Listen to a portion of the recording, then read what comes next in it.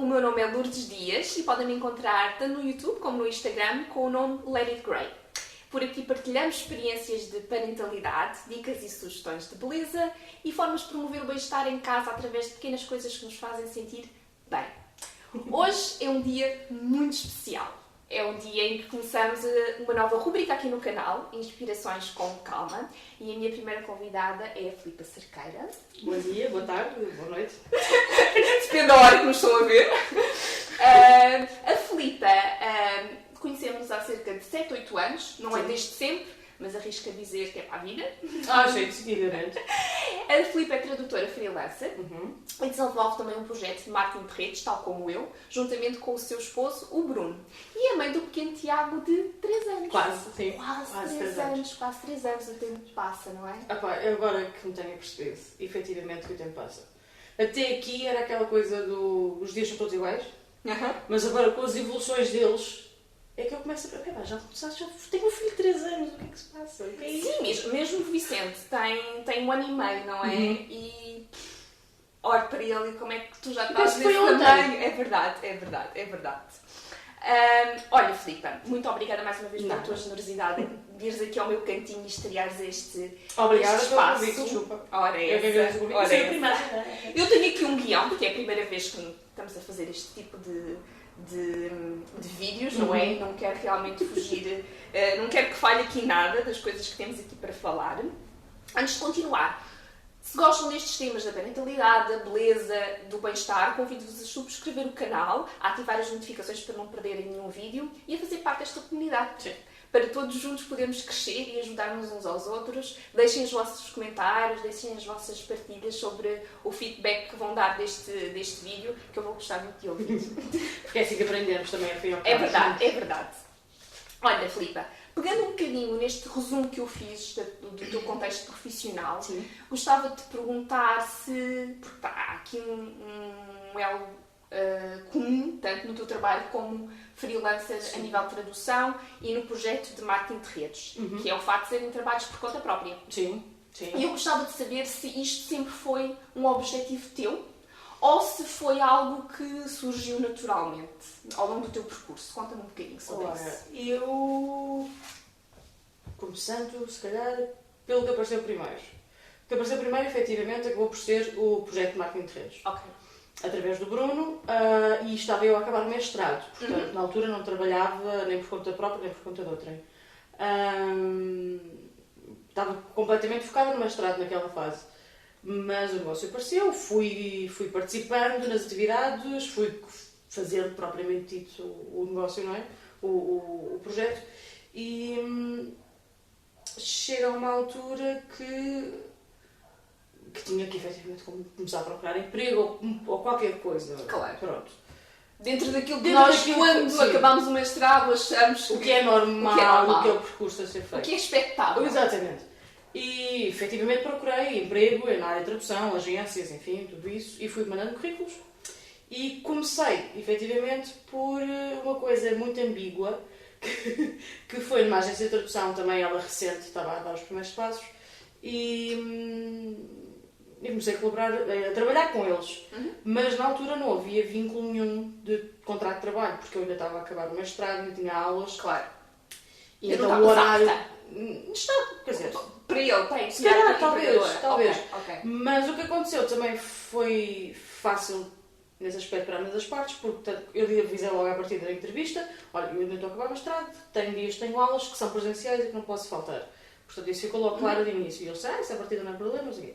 Porque, efetivamente, eu ia trabalhar recibos verdes, já numa empresa, ia trabalhar recibos verdes, a cumprir horários, tanto que eu lembro perfeitamente na altura, houve uma fase em que eles estariam à espera de uma visita de um inspetor de trabalho e que me disseram, olha, se vier cá alguém, tu estiveres a trabalhar aqui, dizes que só vieste cá estas horinhas porque o programa está cá e tu não tens em casa, ou porque falhou, diz assim qualquer coisa. Bom. Enfim, portanto, a coisa não era muito mais legal, exatamente. Não era ali o mais correto. Quantos casos devem existir? Depois, isso também durou pouquíssimo, eu acho. Eu agora, no currículo e tudo, usei essa parte como estágio. Porque ele só durou 3 meses. Ok. Portanto, não foi. Mas foi bom depois ganhar experiência, obviamente.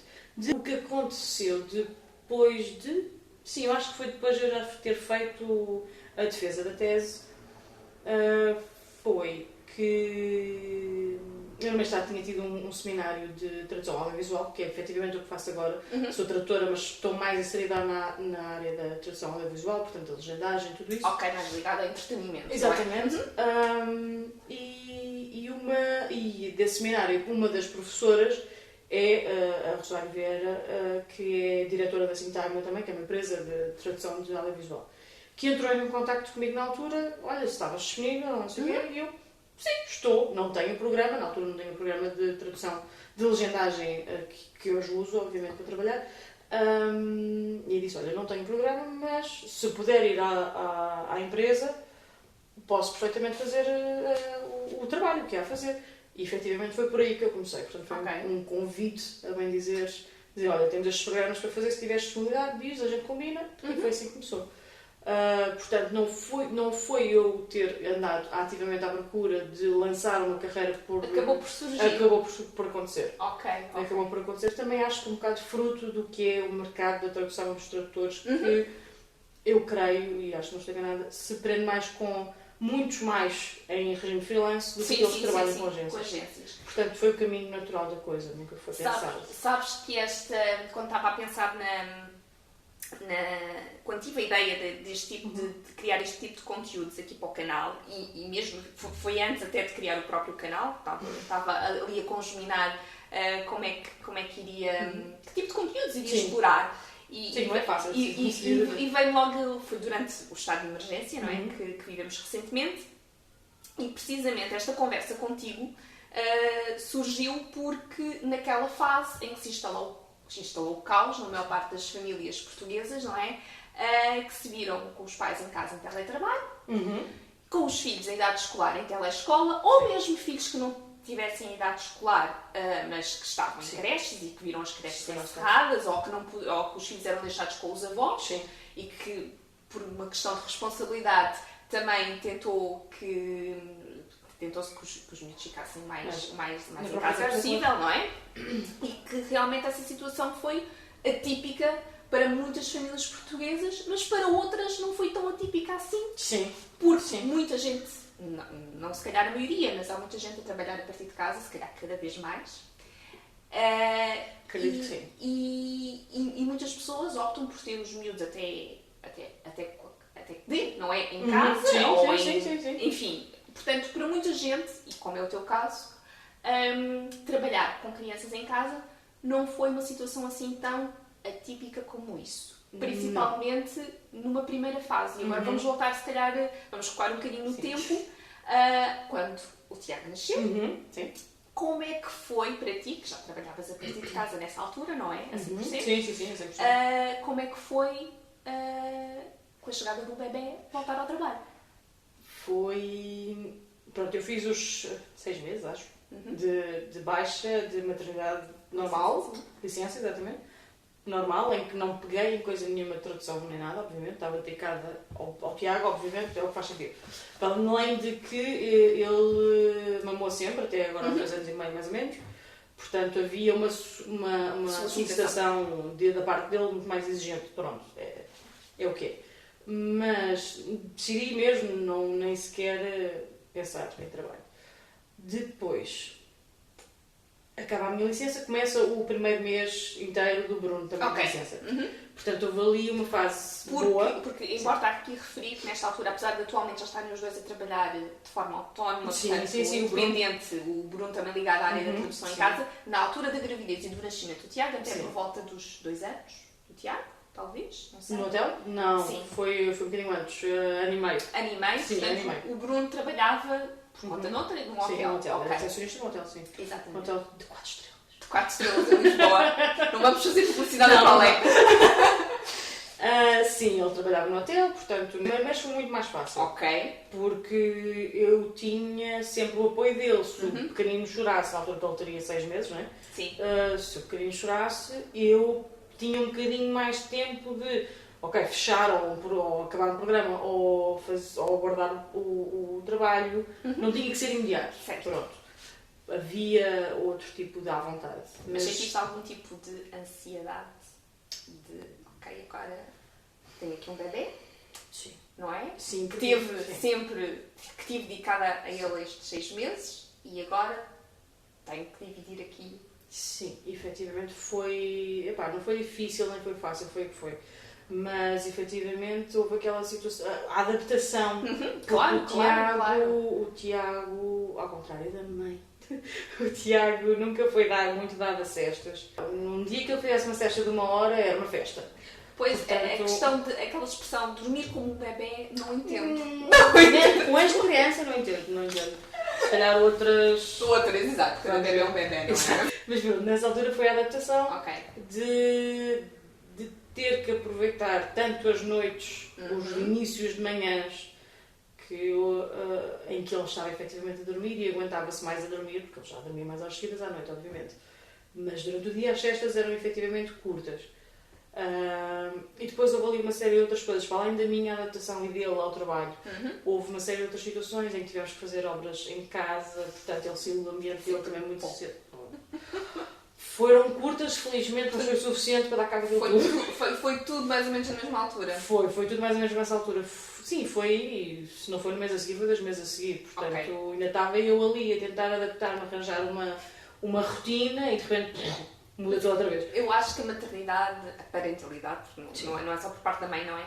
Sim. É uma adaptação constante. Quando nós achamos que uma etapa já passou, pronto, vem outra, não é? Então... E deve ter tudo por terra. Exato. Mas eu pensava que não. Estamos sempre à procura de estabilizar, mas não, nunca vai acontecer, pelo menos até aos 30 anos. Não sei.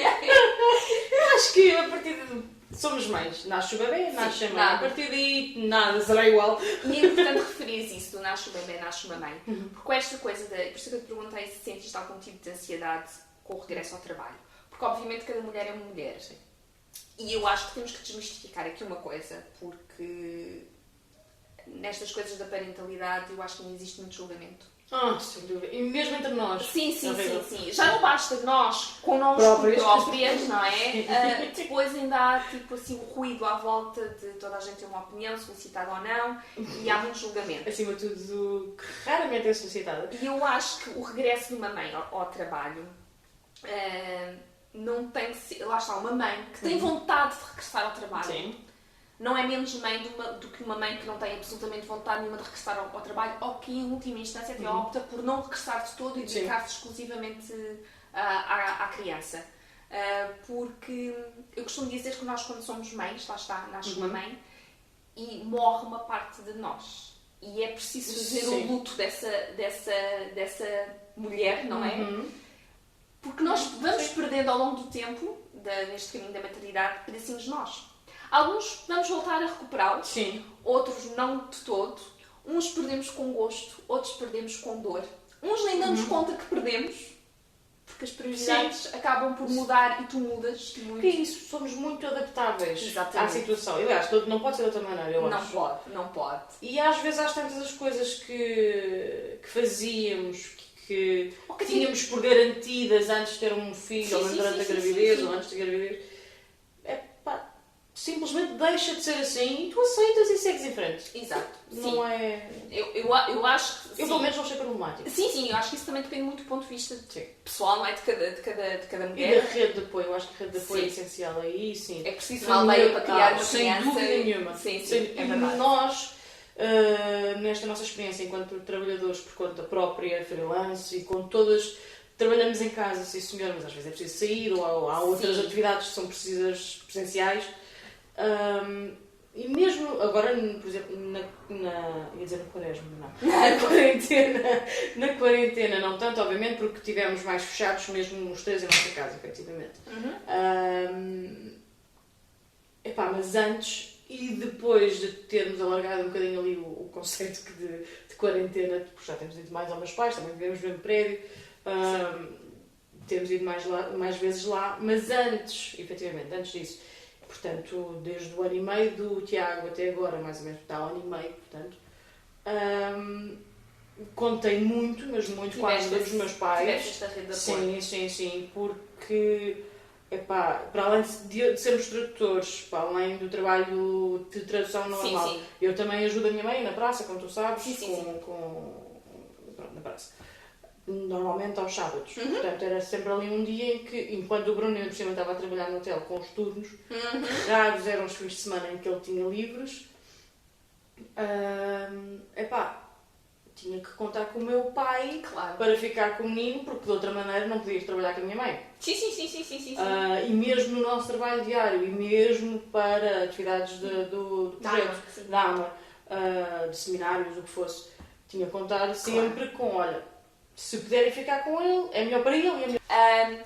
E em relação, mas eu estava-te a falar desta questão do luto, porque realmente há mulheres que neste regresso ao trabalho, e independentemente de terem rede de apoio ou não, sentem que serão melhores mães regressando ao trabalho, saindo de casa e eu compreendo isso perfeitamente. É um escape também, principalmente se gostas muito daquilo que fazes. Acho que isso também é super importante. Sim, isso se sais de casa, se estás com uma pessoa que, por estar supostamente mais amas do mundo, que é o teu filho ou a tua filha, e tens que sair de perto dele ou dela para ir para um sítio que é uma tortura, quer dizer, não faz sentido nenhum, não é? Mais vale efetivamente ficar em casa. Pronto. Sim. E nessa fase em que voltaste a trabalhar, não é? Sim. Já falaste aí um bocadinho da importância da rede de apoio, portanto, se calhar os maiores desafios que encontraste foi mesmo realmente gerir esse tempo com o Tiago, tempo dedicado à profissão. É uma questão de organização? Quais são os maiores desafios? No caso com o Tiago não foi uma questão de organização, porque todos os dias era um dia. Diferente. Todos os dias começava de novo. Ainda hoje sinto muita culpa porque... Magana. Porque... o Tiago só foi para a creche aos 2 anos, portanto em setembro passado, quando começou a creche. Certo. Até aí foi sempre, portanto no primeiro ano e meio fui sempre eu em casa com ele, a trabalhar ao mesmo tempo. E as agências que me dão trabalho, entre aspas, com as quais eu colaboro e aceito trabalhos, têm prazos e eu tenho que cumpri-los. E era muito difícil para mim, ao fim e ao cabo, ter que usar a televisão para ser ama dele. Porque eu estava lá ao lado dele, mas não podia estar com ele porque tinha que estar a acabar um trabalho que era para entregar ali a 1 hora. E essas situações ainda hoje, eu não vou começar a chorar porque vou dar cabo do rímel, mas custam muito ainda hoje. Custa. Porque... Eu também passei um bocadinho por isso, com entretanto também projetos novos que entraram cá em casa, mudanças profissionais do Hugo e obviamente não temos aqui pessoas ao pé, não é? Apesar da minha mãe vir cá com alguma frequência, não é? Mas assim, de família que possam ficar com ele. O Vicente ainda está em casa connosco e portanto tivemos que... mas eu acho que já fiz as pazes com isso. Com a questão da televisão. Com a televisão, sim, decididamente. Com a televisão, porque eu notava também que às vezes que eu colocava a ver televisão e também acho que nós temos que... Lá está, a partir do momento em que somos mães, vemos muita coisa, lemos muita coisa e é muita informação e é às vezes é mais ruído do que propriamente informação, não é? Sim. E temos que nos ouvir um bocadinho e obviamente que não é o ideal e não é usar a televisão para ser ama, não é? Mas ainda por cima se vês que o miúdo até está a gostar daquilo. Sim. Eu acho que isso também nos dá alguma tranquilidade e depois é aproveitar o tempo que efetivamente depois estás com ele. Sim, exatamente. Era muito esse o objetivo. Porque o horário mais ou menos de um dia de trabalho normal comigo com o Tiago em casa era depois lá estávamos só os 2 em casa, depois tudo o resto que era para fazer em casa também, obviamente tinha que ser eu a fazer. Sim. E muita coisa, garantidamente muita coisa ficava para trás.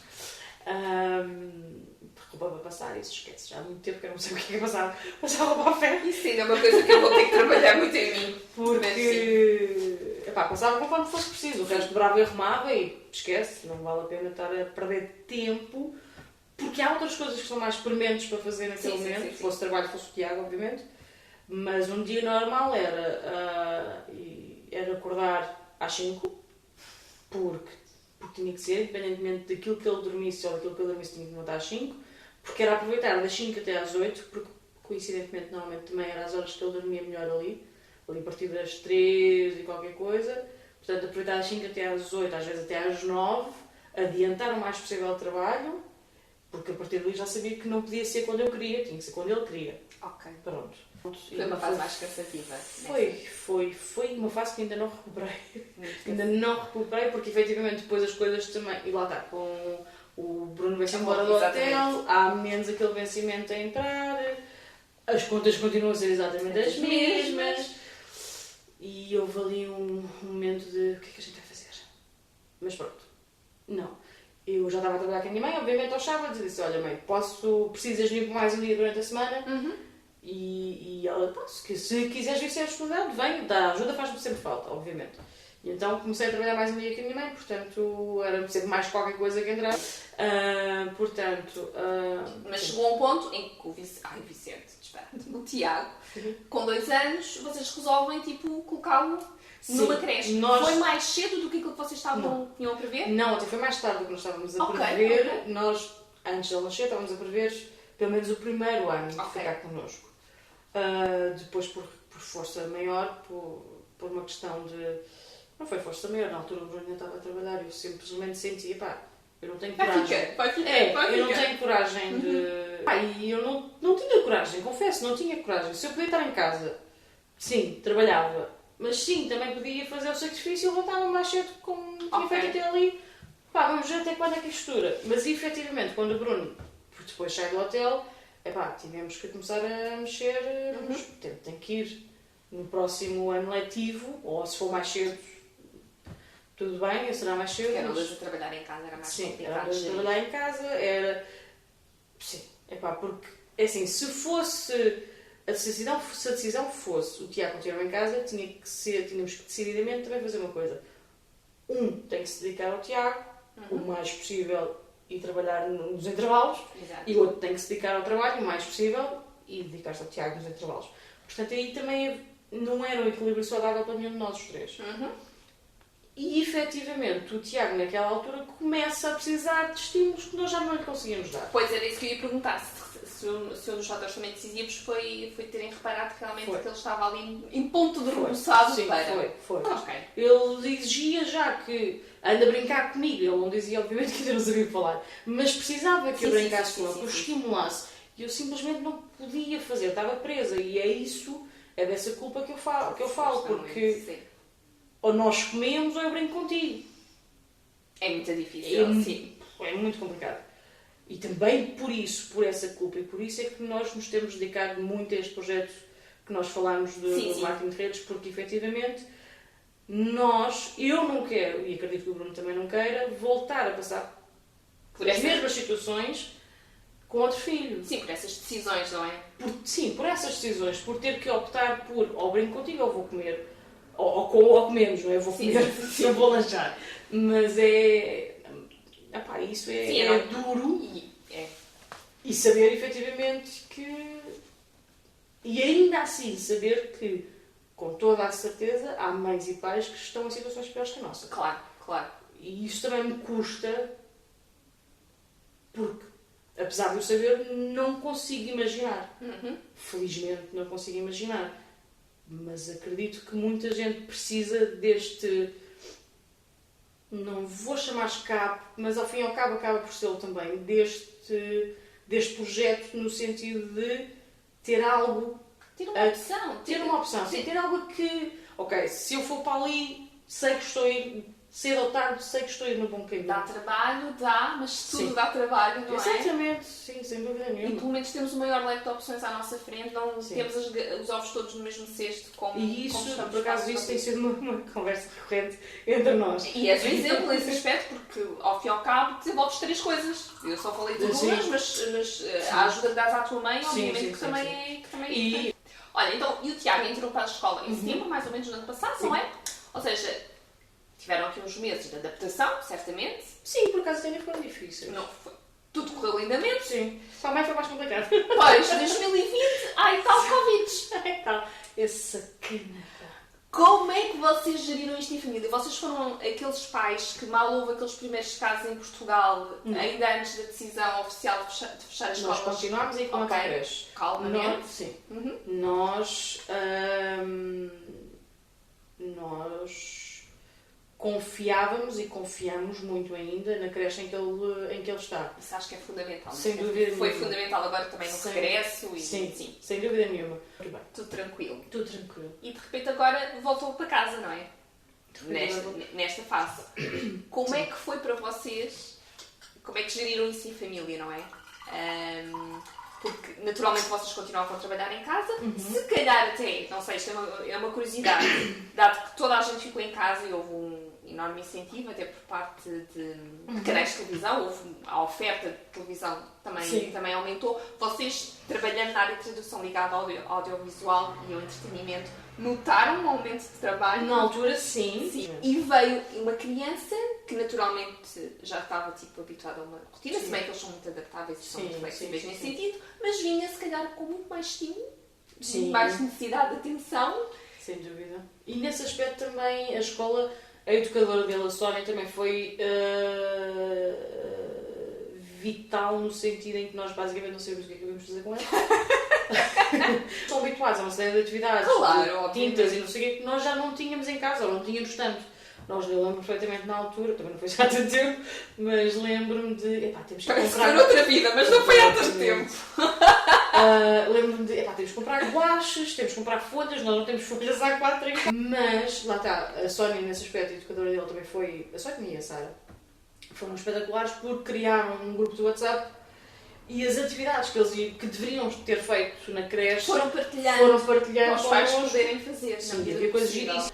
Mas houve ali um stress meu de dizer, ele precisa de coisas para mexer e não sei o quê, e agora como é que vamos fazer? Mas sim, essa partilha das educadoras dele foi muito importante para nós nos orientarmos também. Era uma atividade por dia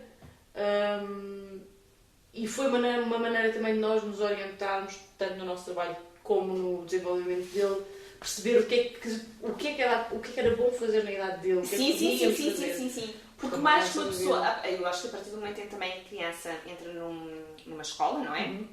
Numa creche, há certas preocupações que, embora tu gostes de estar a par e perguntes ao teu filho como é que fez na escola, o que é que não fez e não sei o quê, mas há certas coisas que tu desligas um bocadinho, não é? Sim. Do género. E depois também há aquela questão, ele tem 2 anos, vai fazer 3, o que é que ele vai contar no dia? Exatamente, não é? E mesmo que conte, eu por acaso agora conta-me mais, na altura, agora conta muito mais. No outro dia chegámos à escola, a primeira coisa que ele nos disse foi um bicho mordeu a Catarina no dedo e a Sãozinha pôs gelo e pomada e não sei o quê.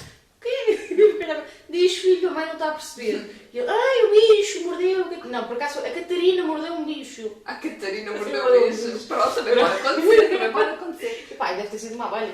Mas eu acho que houve profissões, nomeadamente os professores e educadores de infância, eu acho que durante esta fase que nós vivemos, e principalmente quem tem filhos em idade escolar, deu valor. Deu muito valor ao trabalho que é feito. Sem dúvida. E apercebeu-se porque aquilo que eles fazem realmente às vezes, porque nós não estamos lá, não é? Portanto, e por mais... Imagina, no nosso caso é com um puto em casa. Agora, imagina, uma sala de aula com 16 ou 18. E estou a falar de crianças de 2 ou 3 anos. Claro. Nem sequer estou a falar dos miúdos mais crescidos da primária e da pré-primária. Acho que todas as idades têm os seus desafios, não é? Mas sim. Se um já dá trabalho, imagina todos. O nosso aplauso aqui para as educadoras. Sem dúvida nenhuma.